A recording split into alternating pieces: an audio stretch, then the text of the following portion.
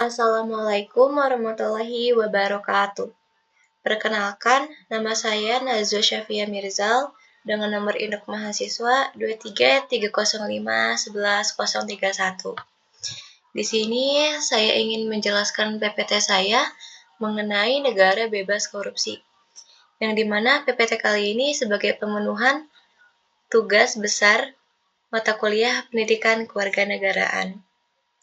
Poin yang akan saya bahas pada hari ini ada 6.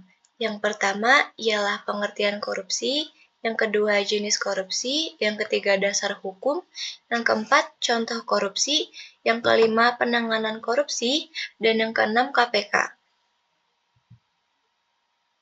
Saya lanjut ke pengertian dari korupsi. Kata korupsi berasal dari bahasa Latin, corruptio atau corruptus. Corruptio memiliki arti beragam, yakni tindakan merusak atau menghancurkan.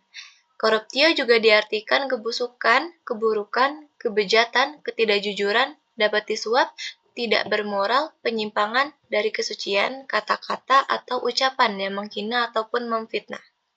Kata corruptio masuk dalam bahasa Inggris menjadi kata corruption, atau dalam bahasa Belanda menjadi korupti. Kata korupti dalam bahasa Belanda masuk ke dalam pembendaharaan Indonesia menjadi korupsi. Lalu, menurut Kamus Besar Bahasa Indonesia atau KBBI, korupsi adalah penyelewengan atau penyalahgunaan uang negara, seperti perusahaan, organisasi, yayasan, dan sebagainya, untuk keuntungan pribadi ataupun orang lain. Definisi lainnya dari korupsi disampaikan oleh World Bank pada tahun 2000, yaitu korupsi adalah penyalahgunaan kekuasaan publik untuk keuntungan pribadi. Definisi World Bank ini menjadi standar internasional dalam merumuskan korupsi. Lalu di sini juga terdapat jenis-jenis dari korupsi. Di sini terdapat 7 jenis. Yang pertama ialah merugikan keuangan negara. Pengertian murni merugikan keuangan negara adalah suatu perbuatan yang dilakukan oleh orang, pegawai negeri sipil atau PNS, dan penyelenggara negara yang melawan hukum, menyalahgunakan kewenangan, kesempatan, atau sarana yang ada padanya karena jabatan atau kedudukan dengan melakukan tindak pidana korupsi. Jenis korupsi yang terkait dengan kerugian keuangan negara diatur dalam Pasal 2 dan Pasal 3 UU 31/1999 Jo. Putusan MK nomor 25 per PUU 14 per 2016 halaman 116 sampai 117. Adapun orang yang melanggar Pasal 2 UU per 31 ulang manusia.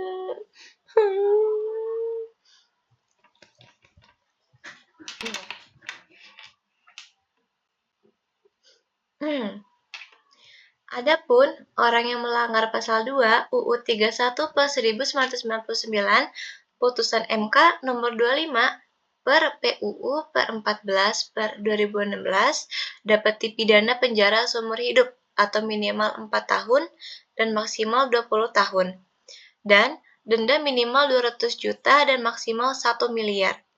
Sedangkan orang yang melanggar Pasal 3 UU 31 per 1999 putusan MK nomor 25 PUU 14 per 2016 dapat dipidana penjara seumur hidup atau pidana penjara minimal 1 tahun dan maksimal 20 tahun, dan atau denda minimal 50 juta atau maksimal 1 miliar.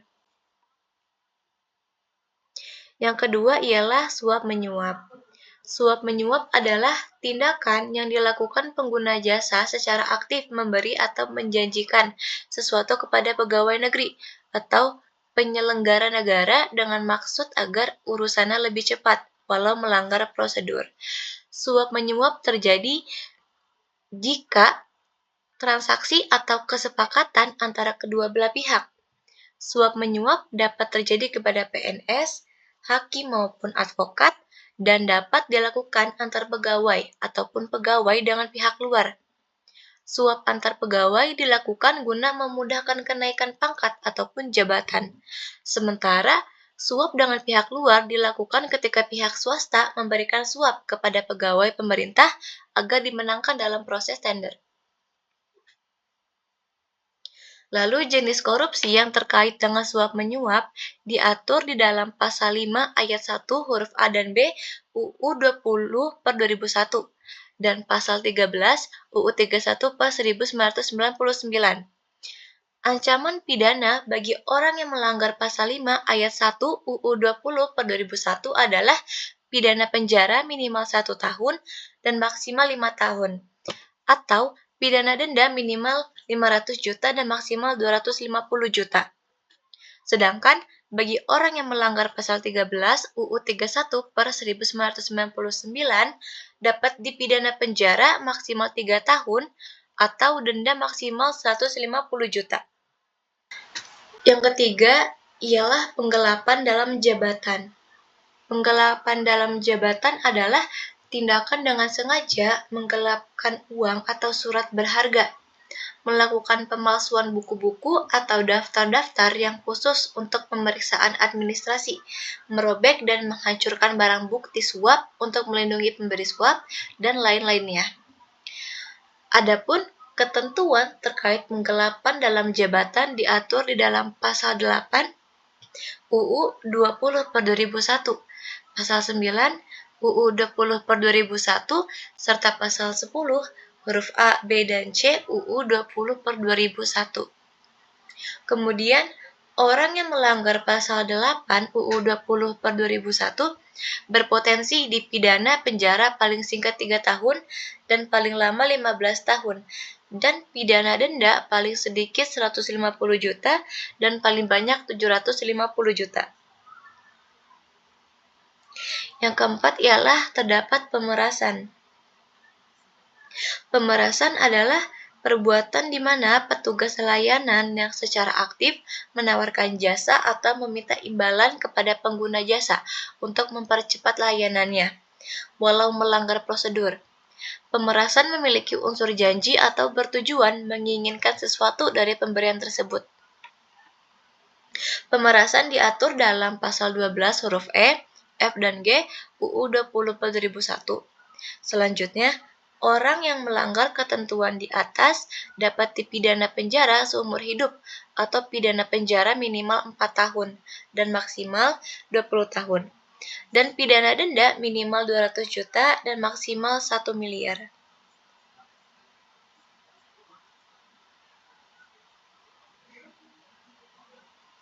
Lalu yang kelima ialah perbuatan curang. Perbuatan curang dilakukan dengan sengaja untuk kepentingan pribadi yang dapat membahayakan orang lain. Berdasarkan pasal 7 ayat 1 UU 20/2001, seseorang yang melakukan perbuatan curang diancam pidana penjara paling singkat 2 tahun dan paling lama 7 tahun atau pidana denda paling sedikit 100 juta dan paling banyak 350 juta. Yang keenam ialah benturan kepentingan dalam pengadaan. Contoh dari benturan kepentingan dalam pengadaan berdasarkan pasal 12 huruf I UU 20/2001 adalah ketika pegawai negeri ataupun penyelenggara negara secara langsung ataupun tidak langsung dengan sengaja turut serta dalam pemborongan, pengadaan atau persewaan, padahal ia ditugaskan untuk mengurus atau mengawasinya. Adapun pelaku yang melakukan perbuatan ini dapat dipidana penjara seumur hidup atau pidana penjara minimal 4 tahun dan maksimal 20 tahun, dan pidana denda minimal 200 juta dan maksimal 1 miliar. Misalnya, dalam pengadaan alat tulis kantor, seorang pegawai pemerintahan menyertakan perusahaan keluarganya untuk terlibat proses tender dan mengupayakan kemenangannya.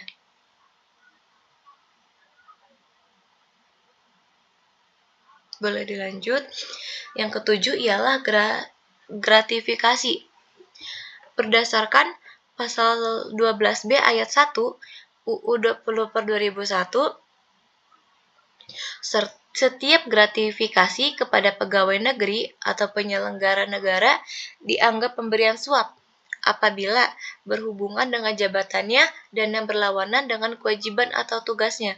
Dengan ketentuan, yang pertama ialah yang nilainya 10 juta atau lebih, maka pembuktian bahwa gratifikasi tersebut bukan merupakan suap dilakukan oleh penerima gratifikasi. Yang kedua ialah yang nilainya kurang dari 10 juta. Maka pembuktian bahwa gratifikasi tersebut suap dibuktikan oleh penuntut umum. Adapun sanksi pidana bagi pegawai negeri atau penyelenggara negara yang menerima gratifikasi yang dianggap suap sebagaimana tersebut di atas adalah pidana penjara seumur hidup atau pidana penjara paling singkat 4 tahun dan paling lama 20 tahun. Dan pidana denda paling sedikit 200 juta dan paling banyak 1 miliar. Lalu di sini terdapat dasar hukum dari tindakan korupsi, terdapat di Undang-Undang Nomor 31 Tahun 1999 tentang Pemberantasan Tindak Pidana Korupsi. Sebagaimana diubah dengan Undang-Undang Nomor 20 Tahun 2001 tentang perubahan atas Undang-Undang Nomor 31 Tahun 1999 tentang Pemberantasan Tindak Pidana Korupsi. Di sini terdapat contoh korupsi. Yang saya ambil itu merupakan contoh dari kasus PT Asabri Persero. PT Asabri Asuransi Sosial Angkatan Bersenjata Republik Indonesia Persero itu dibentuk pada tanggal 1 Agustus 1971 sebagai BUMN yang ditugaskan oleh pemerintah dalam mengelola program asuransi sosial dan pembayaran khusus prajurit TNI, anggota Polri, PNS, dan Kementerian Pertahanan Republik Indonesia. Tujuan dibentuknya badan ini untuk meningkatkan kesejahteraan prajurit TNI, anggota Polri, dan PNS Kemhan ataupun Polri. Lalu, pada awal tahun 2020, sekiranya pada bulan Januari 2020, BPK merasakan adanya kejanggalan pada laporan keuangan yang perseroan yang semakin lama, kinerja perseroan itu terlihat sangat menurun dari laporan keuangan yang diperiksa yang menunjukkan hasil negatif. Ini tuh dilansir dari Antar News. Kecurigaan pada perseroan terus berlangsung hingga pada tanggal 8 Februari 2021 dan terkuaklah jika perseroan melakukan kecurangan dalam menjalankan kegiatannya. Kejaksaan Agung juga mulai menetapkan 9 orang tersangka dan ditafsirkan kerugian yang diakibatkan merugikan negara sebesar 22,78 triliun. Saya ingin menambahkan kembali untuk dari contoh sebelumnya. Pemeriksaan itu dilanjutkan pada lebih dalam oleh BPK dan terdapat bukti juga bahwa PT Asabri melakukan pembelian saham ilegal sebesar 802 miliar dan pelepasan sebanyak 12 saham non-blue chip yang sebelumnya dibeli dengan harga sebesar 987 miliar. Para tersangka dipanggil oleh Kejaksaan Agung dan beberapa telah divonis penjara dan dari hasil pemeriksaan terdapat barang yang disita serta ditaksirkan kerugian yang diakibatkan merugikan negara sebesar 22,78 triliun. Di sini ada beberapa para pelaku yang dimana para pelaku ini terdapat hukuman. Yang pertama ini ada Lukman yang divonis dengan hukuman 13 tahun penjara dan dikenakan dengan sebesar 750 juta dengan 6 bulan kurungan. Jaksa juga menjatuhi pidana tambahan, yaitu kewajiban dalam membayar uang pengganti dalam kurun waktu paling lama 1 bulan, sebesar 1,341 triliun. Jika tidak membayar, maka harta benda akan disita oleh kejaksaan dan dilelang untuk menutupkan pembayaran tersebut. Dan jika pelanggaran tidak dapat menutupi uang tersebut, maka akan diganti dengan pidana kurungan 6,5 tahun. Lalu yang kedua ini terdapat Baktiar Effendi, yang dimana ia dihukum pidana selama 15 tahun dengan denda sebesar 750 juta. Dan jika tidak dapat membayar, maka akan pidana kurungan selama 6 bulan. Ditambah lagi dengan wajib membayar uang pengganti sebesar Rp 453 juta jika tidak dapat membayar makan dan diganti dengan tuntutan pidana kurungan 12 tahun penjara. Sebenarnya masih banyak pelakunya, cuman yang saya bahas ini hanya 2 aja. Boleh dilanjut? Di sini itu terdapat penanganan korupsi. Terdapat beberapa penanganan yang dapat kita lakukan. Yang pertama ialah pendidikan etika dan nilai-nilai integritas. Pendidikan adalah kunci dalam membangun kesadaran terhadap pentingnya integritas. Sekolah dapat memasukkan kurikulum yang mengajarkan tentang nilai-nilai moral, etika, dan integritas, serta memberikan contoh nyata tentang pentingnya perilaku yang jujur dan transparan. Yang kedua ialah peran keluarga dan lingkungan sosial. Keluarga dan lingkungan sosial memiliki peran penting dalam membentuk karakter anak-anak. Dukungan keluarga dalam menanamkan nilai-nilai kejujuran, tanggung jawab, dan transparansi sangatlah krusial. Yang ketiga ialah pengenalan keterbukaan dan akuntabilitas. Menanamkan pemahaman bahwa bertanggung jawab atas tindakan adalah hal yang utama. Anak-anak perlu diberitahu bahwa tindakan mereka memiliki konsekuensi, baik positif maupun negatif, serta harus siap bertanggung jawab atas perbuatannya. Yang keempat ialah memberikan teladan. Orang dewasa, terutama tokoh-tokoh yang dihormati oleh anak-anak, harus menjadi contoh teladan dalam berperilaku jujur dan transparan. Ketika mereka melihat figur otoritatif, mereka bertindak dengan integritas. Anak-anak akan lebih cenderung meniru perilaku tersebut. Yang kelima ialah penguatan hukum dan sistem pengawasan. Membangun sistem hukum yang kuat dan mekanisme pengawasan yang efektif adalah langkah krusial dalam mencegah korupsi. Memastikan bahwa pelaku korupsi mendapat hukuman yang setimpal dan adil dapat menjadi contoh yang kuat bagi masyarakat, termasuk generasi muda. Yang keenam ialah terdapat peningkatan kesadaran sosial. Kampanye sosial dan mengedukasi masyarakat, terutama generasi muda, tentang bahaya dan negatif dari korupsi sangatlah penting. Melalui media sosial, seminar, dan kegiatan lainnya, kesadaran akan pentingnya integritas dapat ditingkatkan. Yang ketujuh ialah penguatan keterlibatan masyarakat.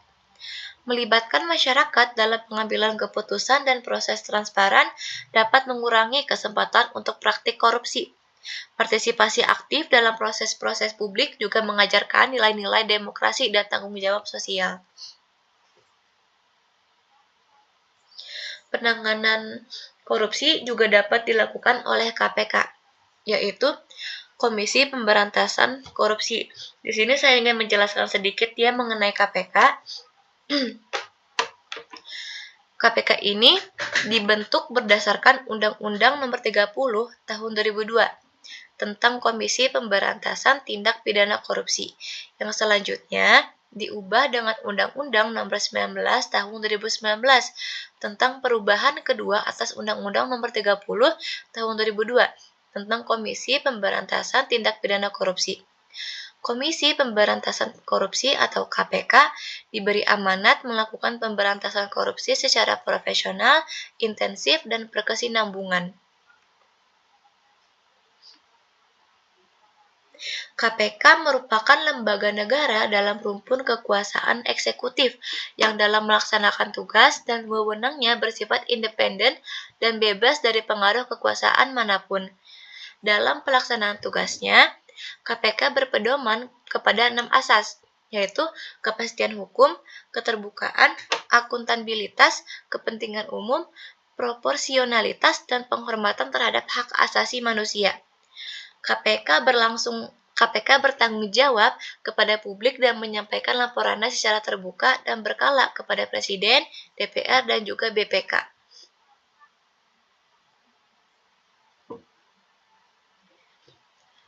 KPK memiliki tugas. Yang pertama itu tindakan-tindakan pencegahan sehingga tidak terjadi tindak pidana korupsi. Yang kedua, koordinasi dengan instansi yang berwenang melaksanakan pemberantasan tindak pidana korupsi dan instansi yang bertugas melaksanakan pelayanan publik. Yang ketiga ialah monitor terhadap penyelenggaraan pemerintahan negara. Yang keempat, supervisi terhadap instansi yang berwenang melaksanakan pemberantasan tindak pidana korupsi. Yang kelima ialah penyelidikan, penyidikan, dan penuntutan terhadap tindak pidana korupsi. Yang keenam, dan tindakan untuk melaksanakan penetapan hakim dan putusan pengadilan yang telah memperoleh kekuatan hukum tetap. Di sini ini merupakan referensi yang saya dapat. Boleh dilanjut saja. Terima kasih, sekian dari saya, penjelasan dari saya mengenai korupsi. Mohon maaf bila terdapat kesalahan kata. Wassalamualaikum warahmatullahi wabarakatuh.